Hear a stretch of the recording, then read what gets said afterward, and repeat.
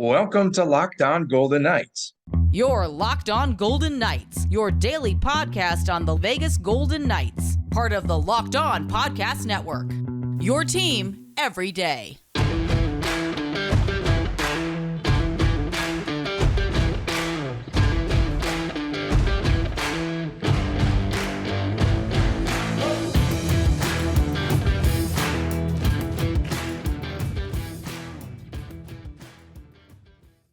Phil the Thrill sets the Ironman record and Potts' 400th goal in the process, and VGK with 3 goals in the third period en route to a 4-2 victory in San Jose.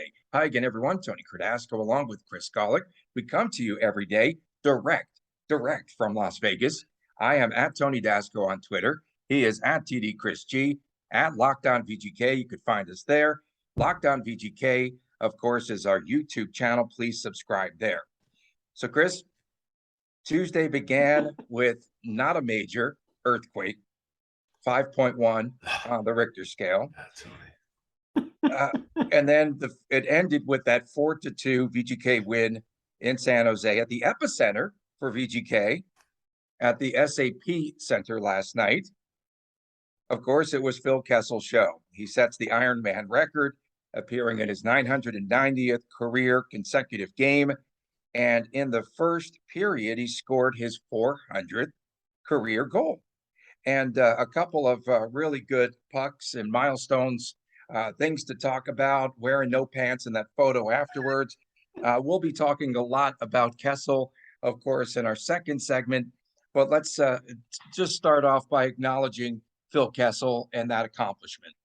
Yeah, no doubt. Special nights and credit to the Sharks. I know I give my fair share of grief to the Sharks and stuff, but the Sharks did a very nice tribute to Kessel in the process, as the Vegas Golden Knights did for Patrick Marleau. There's certainly bigger things out there than rivalries between two teams. So credit both teams for taking care of one another on their special nights. And I mean, to see Kessel score that first goal, Cal Ripken gets a home run the night he breaks the record and everything. I mean, it's just it's perfect, right? It's absolutely perfect. And Kessel shifting to the hockey only side, dropping the game streak and everything.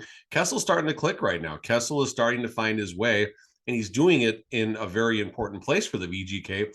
And that's the third line. I think the goaltending situation over the summer is overshadowed our original woes for the VGK, and that was the third line. The third line is a very strange spot, not just for Vegas, but for a lot of teams in the salary cap era. They have to, is the third line going to be an energy line? Is it going to be a checking line? Is it going to be a skill line? Is it going to be a balance line? And early on, Cassidy seemed to lean towards the balance type side. And then he decided to shake things up. It got shaky. The ground was shaking, Tony. I'm trying to keep up with you, Tony. I'm trying to keep up with you. But he decided to shake things up, and now we got Kessel down on the third line, and that's kind of a hybrid energy and also skill line. And Kessel just finds some open ice and burns by the defenseman, absolutely at blazing Phil the Thrill type speed, and a great chip in, if you will, over the goalie's shoulder, and it's 1-0, and a good start VGK. And then we'll talk later on about another lapse in the second period. In the third, Shea Theodore, he ties the score at 2. And then we had William Karlsson just blowing by. Erik Karlsson. Who? William Karlsson, William Karlsson. He got the game-winning goal. And he blew by Erik Karlsson, who was in the midst of a 5-minute shift. He was on the ice for 5 straight minutes. So Willie Karlsson scores at 6:47. A minute 2 later, we had Mark Stone as he skated by Logan Couture. And at that point, the goal horn went off in San Jose. They're so I confused. didn't catch that. Oh, yeah. They're so confused, of course, in San Jose. But it was the earthquake. It shook something loose. Leah Hextall she kept talking right through the earthquake. I mean, she didn't even realize that. The thing that I'm noticing most about VGK is that, again, when we talk about Bruce Cassidy and we talk about goaltending, it's more and more noticeable that the defense is helping out the goaltenders with VGK. They bought into playing defense to take some of that pressure that we've seen in the past with VGK off of the goaltender. We saw that last night with Aiden Hill.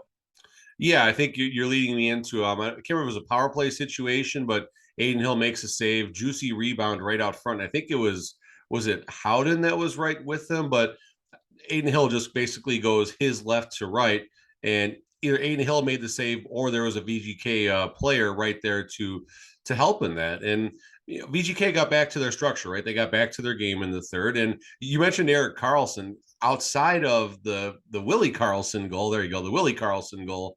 There was another time Riley Smith absolutely undressed him. Will Karlsson had a Erik Karlsson, pardon me, too many Karlssons, too many Carleys. Erik Karlsson, pardon me, let me say this the right way, was undressed twice in this game. Once on the Will Karlsson goal, and then Riley Smith had a beautiful opportunity where he just found a way to pretty much break Erik Karlsson's ankles. So that's it's a lot of money being paid to someone doing their best impression of a turnstile. But back to your point, yeah, VGK's bought into everything right now. There's issues in the second period. We're going to talk about that, but VGK is buying in right now, and 6-2 through 8. Tony, again, we've said this probably every show we have a game recap. VGK is in a better spot than we all thought. We didn't think it was going to be a bad start necessarily. We thought there'd be growing pains, maybe a 500 team, maybe a 4-6 type team through 10. And the worst we're going to be is 6-4 now through 10 games coming into a fun weekend of hockey. I think we got Anaheim and does Winnipeg come back on Sunday? Yeah. So, yeah, I mean, Winnipeg. Those are no disrespect to either of those franchises, but that's 4 points. Like, that's 4 points. That's the only way VGK can think going into these games. That's 4 points on the table. Get them, and then you start talking about points of the season. You stop and you take a look and you do a little internal progress report, and after 10 games, 8-2, it's a short conversation. Fix the second period, no other changes, life is good, let's enjoy the season. Aiden Hill, 29 saves on the night. I noticed that Pietrangelo was a -2 while he was on the ice, and I'm going to get into this. I've got to talk about it. I just think that Pietrangelo plays too many minutes, and they need to make him become more effective. On that first San Jose goal, we saw where he was just hung out to dry in front of the net, and he couldn't push his man out in front of the crease. And it just happens, I think, repeatedly where he's pinching in offensively. He's skating a lot. He's not just playing those shifts, but he's going from the defensive end and then playing offense. And I just think he's playing too many minutes, and I think it's going to be an accumulation as this season progresses. And I think that they need to make sure that he becomes more effective. And then we saw someone on our Twitter handle last night was chirping at Shea Theodore. What's wrong with this guy? He does turn the puck over too much, I think, in the early part of this campaign. But then he comes back, ties the game at 2, and I think he had another assist too. He had a couple of points last night. So perhaps Shea Theodore's coming out of things. One of the things I noticed too, Chris, about Shea Theodore, I think the league has caught up to him where he'll get the puck at the point so many times, and then he'll do the fake shot thing and then slide over and then rifle the slap shot. Well, they're not falling for that first move. And so I think, the league is caught up with their scouting on Shea Theodore. But all of those things defensively, give us some of your thoughts.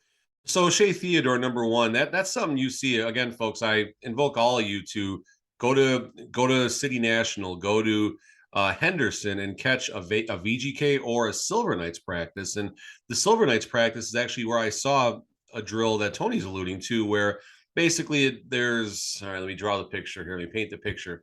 There's basically, they take the shaft of a stick and they put a couple hockey pucks under it. So there's a gap for the puck to go under or over, depending on how you want to do it. And basically that is down there. They kind of chip the puck up, and it's what you just alluded to, Tony.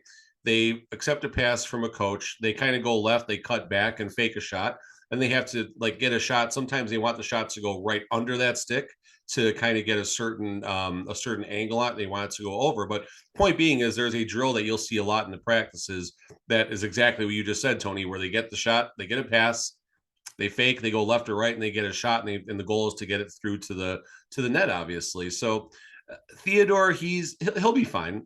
He's got a scoring touch. He had the big goal last night, of course. Theodore definitely has a scoring touch, and he'll get that worked out. You mentioned Pietrangelo and a couple of things. 5 assists on the season, a +1 with the -2 last night. So he was a +3. Plus minus is a weird stat. I'm starting to kind of get away from caring as much about it as I used to, but it's a relevant stat, but maybe not as important. But an observation, this comes from my friends right behind me in 217, Kevin Christie. But Pietrangelo always seems to, especially on the power play, a pass goes back to him on the point, and he's right on the blue line sometimes, depending on what's happening, and he loses that pass, and he mishandles the pass, and VGK has to exit and come back and do a re-entry. So it's something strange that we have noticed with Pietrangelo, and while it's something small and not necessarily that important in the grand scheme of things, Pietrangelo has paid a healthy sum of money, probably what, as far as defenseman contracts in the top 10, I'd have to assume maybe even top 5.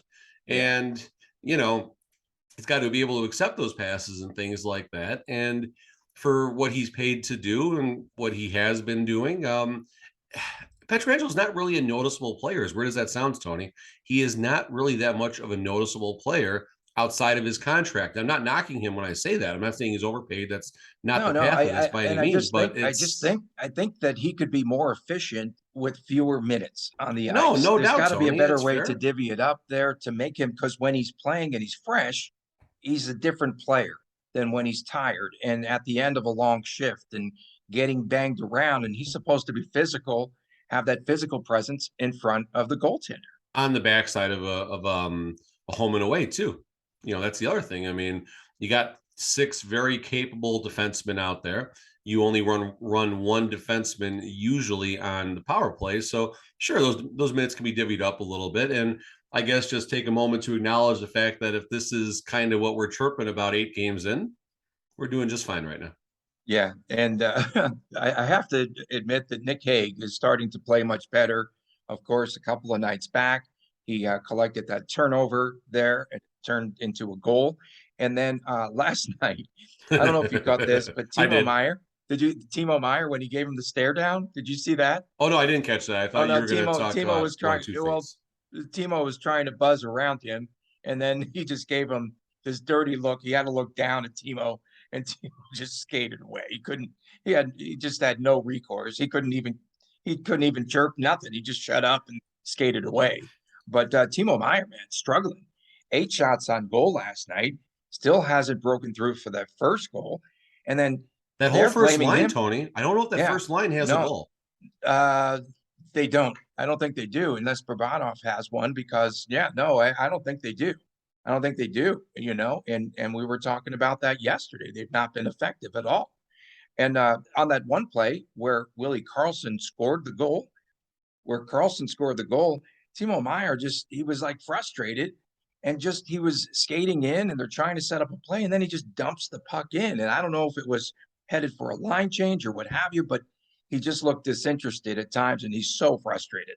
You can't prove me different. So a couple things on Nick Hague. One, Nick Hague was almost my savior, Tony. I thought Nick Hague wanted to drop him in the first period. Thought Hague wanted to drop him in the first period. I just caught that this morning on the recap. I couldn't watch a ton of the game last night, but I caught bits and pieces. And I saw that. I'm like, oh, I almost got my fight at +320. Nick Hague was ready there, but it didn't happen. And Nick Hague rushed to the net last night. Unfortunately, it resulted in goaltender interference, but Nick Hague did have a nice rush to the net last night. He doesn't necessarily know what to do once he gets, it's too close. Will Carrier does a good job, right? Will Carrier comes in. Carrier, yeah, exactly.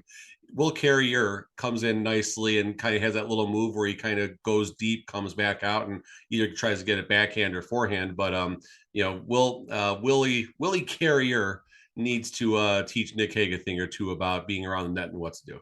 I love all the chirping. Keep it going on at Locked On VGK, at Tony Dasco, at TD Chris G. Skeletons. Our good friend. Skeletons in the closet. Our good friend Wausau Aaron, though, I have to bring this up before we talk about Phil Kessel. He said, I made my mom listen to the podcast on the way to the beach last week. Sorry, and Mom. She said, who's the Italian sounding guy? Do I really sound Italian? Okay. And why does he dislike the team that he podcasts for? It's yeah, love it. Okay, coming back, we're going to talk about the all-time NHL Ironman, Phil Kessel.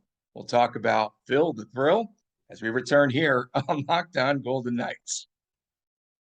BetOnline.net, it's your number one source for football betting information this season. Find all the latest player development, team matchups, news, podcasts, in-depth articles, and analysis on each and every game that you can find. And as always, BetOnline remains your continued source for all your sports wagering information with live betting and up-to-the-minute scores for every sport out there. The fastest and easiest way to check in on all your favorite games and events, including Major League Baseball, MMA, boxing, NHL, and golf. Head to betonline.net or use your mobile device today to learn more. BetOnline, where the game starts. Welcome back to Locked On Golden Knights. So, of course, Wausau Aaron, we have a new listener, thanks to his mom. Appreciate her tuning in now each and every day. Really sound Italian. Thanks for making us your first podcast. Of course, your first listen every day. Our podcast is free and available wherever you get your podcast. So, the Ironman, there is a new Ironman in the National Hockey League, and his name is Phil Kessel. And so, of course, last night, he broke the record there with 990 consecutive games. And Chris, early on Wednesday morning, of course, I'm up like with the birds here. There was a tweet sent out, and we posted it at Locked On VGK from one Ironman to another. Congratulations to Phil. Playing so many consecutive games in the grueling and demanding sport of hockey is remarkable. He clearly has a passion for the love in the sport. I'm sure that the Golden Knights and the Las Vegas fans celebrated with Phil and his teammates. Way to go, Cal Ripken Jr. Pretty cool. Yeah, no doubt. And I guess that'll lead us in. I did put a tweet up, a poll on Locked On VGK. What is the better streak of the two? And it's not fair to necessarily grade them, but this is a podcast. We need content, so that's what we're going to do. And Cal Ripken. I'm going to sound Italian for the sake of sounding Italian. There you go. Exactly. I have to agree with you. So you have 2,100 something, 2132. Is that the number? Someone can correct me. Whatever Cal Ripken's number was, not to just blow by it, but Cal Ripken, a magnificent streak that stretched across 16 years. Phil Kessel's streak was across 13 years now, I believe. So you only have a difference in a few years, first and foremost. Baseball, you're playing almost every day, no doubt about that. And you're practicing almost every day as well. Only a couple days actually off away from the game a month, it seems like. Whereas hockey, sure, you can have 2, 3, 4 day stretches without having a game. And then, but hockey, I mean, every single shift, like there is no taking a moment off when you're on the ice, because if you do, you'll get your teeth kicked in, whatever's left of your teeth, obviously. And it's just, I don't know. I mean, again, I'm a hockey person. I got hockey followers. We got hockey followers on our Locked On VGK. So it didn't surprise me that the poll was massively weighted towards the hockey side. It was like 88 to 12 percentage speaking. So I certainly understand why the votes came in like that. But I do think the hockey side of things is a bit more grueling, just for reasons stated, right? I mean, there's no taking a single shift off. There's baseball games where you're basically sitting out there for the most part, just trying to keep the flies off of you. And maybe I'm coming across disrespectful in a way, and that's not the goal. But baseball, there's a lot of time that you are just standing there. You're just, you get your 3-4 at bats in the game, and otherwise you're just kind of standing there waiting for something to happen. Now, being a shortstop obviously is a little bit different than being out there in left, right, or center field, of course. But still, point being, there's a lot of time where you're just kind of out there and hanging loose, enjoying the nice summer breeze and stuff like that.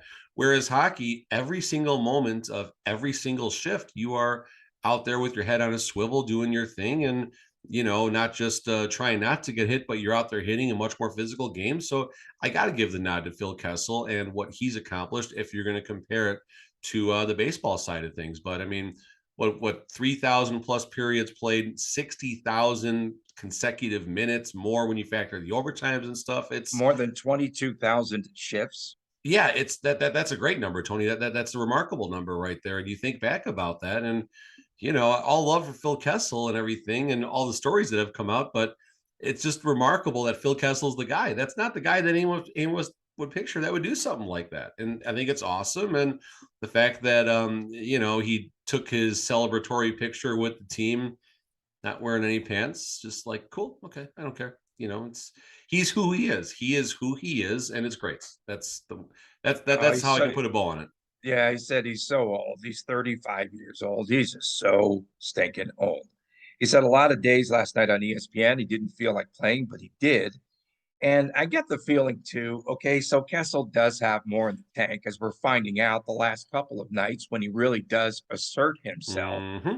And he's one of Mm-hmm. those players, like an NBA type of a player that preserves themselves to maybe the final 2 minutes of a game, or they preserve themselves during the regular season and they play for the playoffs for the money games. Because we saw that last night, the last couple of nights, number 400 that wasn't, and then number 400 that actually stuck. And that's when the goal horn should have actually went off there in San Jose. But he just blows by Matt Benning, I think it was the defenseman, and then he just goes, off the pads of Reimer and then top shelf, and that was that. But do you think that perhaps he does try to preserve himself, and we will see more of Kessel come playoff time or later in the season when the games do count? Oh, Tony, no doubt. And this goes back to my conversation with Gary Lawless. I say it like I had an interview with the guy. I called in a radio show, and I called in a Twitter show, and they picked up and they wanted to talk to me, I guess. But point being is Gary Lawless immediately went to win the Vegas Golden Knights make the playoffs is when you will really see Phil Kessel shine. And his numbers do support the fact that he has a different gear. A lot of players do have a different gear, not just Phil Kessel, but Kessel's been doing this a long time, right? Kessel's been doing this a long time. He knows how to preserve his body. And it's not just a Phil Kessel thing. You can find any regular season game. You can watch regular season games 6, 12, 26, and then you watch game one of the playoffs. Then you watch game one of the second round of the playoffs, then game one of the third, and then eventually the Stanley Cup finals. And each of those games is exponentially more intense than the previous game, than the previous series. And as the playoffs go on, the games just get crazier and crazier as far as the physicality, what happens. And so it's not just a Phil Kessel thing, but Kessel is a professional's professional, if you will, in the sense that he's been doing this long enough. He knows when the right time is to go all out. I'm not saying he's not going 100% now. I'm simply saying he has a lot more gears in the tank, as do a lot of other players, but he also has the experience and the mindset. And also, he is a Stanley Cup winner. So you put all that into the blender and you shake it up a little bit, not major shake, just about a 5.1 type of shake. You shake all that up, and then, out comes Phil Kessel, the model hockey citizen, who everyone would assume would play 990 games straight. Yeah, it all began November the 3rd of 2009. And of course, he is still going, and he's going to try to add on to that throughout the course of this season. Found it interesting as well. I think this is a major milestone, but teams that he's played for now have, last night included, 472 wins. And so I think 500 would be a really big number, right? That shows his impact on teams that he's played with and all of that. And of course, that leads me into the question of the day. Is Phil Kessel a Hall of Famer? I mean, a knee-jerk reaction, you check off some boxes. You look at he's got to be, is he, forgive me for not knowing this, but he's got to be closing in on 1,000 points if he hasn't already, right? Right, for sure. We're gonna pull that up right now, because that certainly is going to always be one of the milestones that you check off. But I mean, he's played more games than anyone in the league consecutively. Number one, got that picture. That's Phil Kessel right there in a nutshell. No pants, the no pants. 959 points. So I mean, I guess the question that I would ask is, how many 1,000? If he gets to 1,000, yeah, you think he's not if, when. surely going to be probably. It's going to happen. I mean, he's 41 points away. It probably happens close to this season or next season, depending. But I mean, 400 goals, 1,000 points, Stanley Cup winner, most consecutive games played ever. How do you not put someone like that in the Hall of Fame? Yeah, I'm just curious. I knew I caught you a little bit off guard there. No, that's it's what fair. I like the question. I like it. I love the question, and I think that's a good Twitter poll. We get out there, and I hope we can get something outside of the VGK stratosphere. I mean, I guess you asked the question two ways: is someone who gets 1,000 points in the Stanley Cup winner, I mean, if you put the consecutive games out there, obviously everyone knows who you're talking about. But, I would have to think more 1,000 point scorers and Stanley Cup winners are in the Hall of Fame than aren't. And now you put the accolade of the most consecutive games. How's he not first ballot Hall of Fame? How's he not? Yeah. His good friend, Rick Tocchet, they're talking about him a lot, right? As being a replacement. A lot of teams off to a slow start.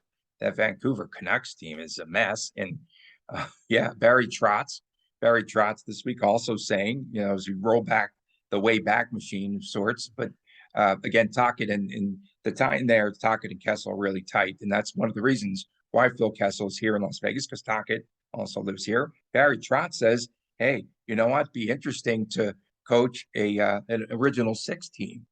So that's where he's at now. And I thought for sure if VGK stumbled out of the gate that he would become the GM here.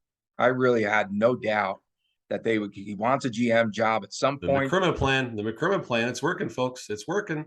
The Kessel plan and the McCrimmon plan, buy in, folks. And you know what's looking good too? Hate to go off the rails here, but it's perfect. The 1-0 victory over your Chicago Blackhawks, who aren't bad. I didn't think they were bad here. They got jobbed having to play Colorado and then a quick turnaround, the back-to-back here in Vegas, and they were standing tall in that game. They lost 1-0. They stood tall in the Colorado game, Tony. The special teams battle is where they lost that game, which most teams will do against Colorado. My Rangers last night. Yeah, well, we watched that actually at Flamin' Fajitas. Had a good meal there. We were watching that game, me and my son actually. Cale Makar getting an early goal there, but yeah, I mean the Blackhawks. They're I'm thinking back to Major League. Hey, these guys ain't so likely bad. Yeah, well, of course, we'll save a lot more for WTF. What the Friday, of course. Well, I got one, but it's not related to any of this. I got one already. I got to write it down. You're already fired up. Okay. Coming up next, we'll talk about the second period woes for the Vegas Golden Knights. What is going on? Scoreless through the last 5. We'll get Chris's take on that when we return right here on Locked On Golden Knights. The numbers do not lie. In the last decade, over 4 million people have chosen Simply Safe home security to protect their homes. You don't earn the trust of that many people without doing everything right.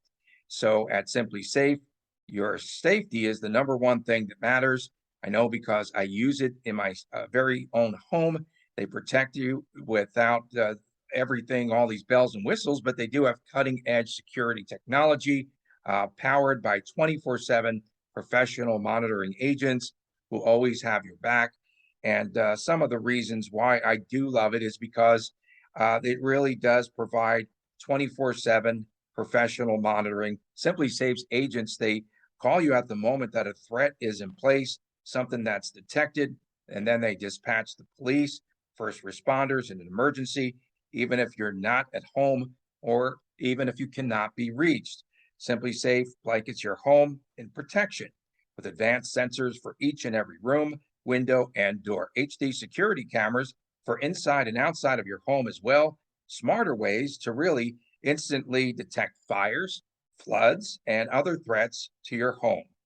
So you can customize the perfect system for your home in just a few minutes at simplysafe.com/LockedOnNHL. Save 20% on your Simply Safe security system when you sign up for an interactive monitoring plan.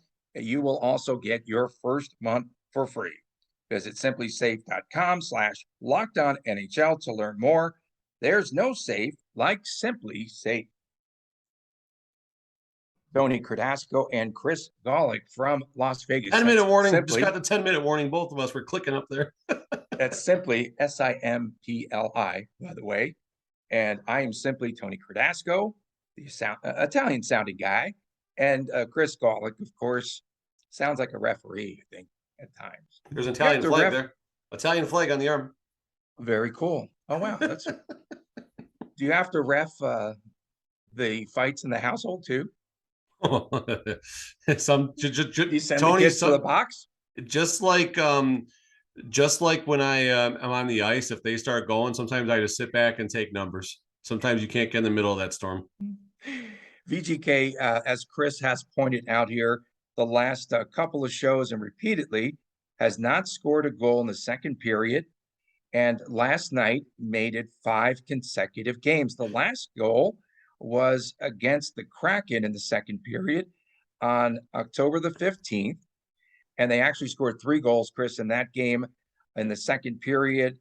Shea Theodore had the last goal at 1943 of the second. Why such difficulty to score goals in the second period? They've been outscored over those past 5 games in period number 2, 7-0. They're making it more difficult on themselves. So a couple things, insert Lockdown Sharks to the conversation, and they did a good job actually pointing out an interesting stat. The Sharks had scored their first goal in the second period last night, which now meant the Sharks were outscored 16-7 in the second period. And then they scored the late goal. So now the Sharks have been outscored 16-8 in the second period. And not to crap on the Sharks, so to speak here, but the Sharks are not anywhere near VGK's world as far as talent goes right now. So you have a team like the Sharks just basically owning the Golden Knights in the second period, who themselves have had their own struggles. So that's something concerning, right? You look at the Colorado game, you look at the Calgary game, two very top tier type teams, and they didn't put the VGK away necessarily, but they put the game on the right path. I mean, you cannot continue to spot an NHL franchise an entire period and expect to win more games than you lose. Is there some type of maybe give and take with the system that just lends itself to not being able to do well in the second period? I can't imagine that's the case. At some point though, and I know we are all in love with Cassidy and what he's done, and I think we're all supporters by now. If you're not supporting Cassidy, then I'm not sure what it is you're looking for in a VGK coach right now. But at some point, there needs to be some level of adjustments made in the second period. Maybe it's the long change. Maybe the system tires them out in the first period. Maybe the system has them save energy to the third. Maybe there's a combination of all that. I don't know what it is, folks.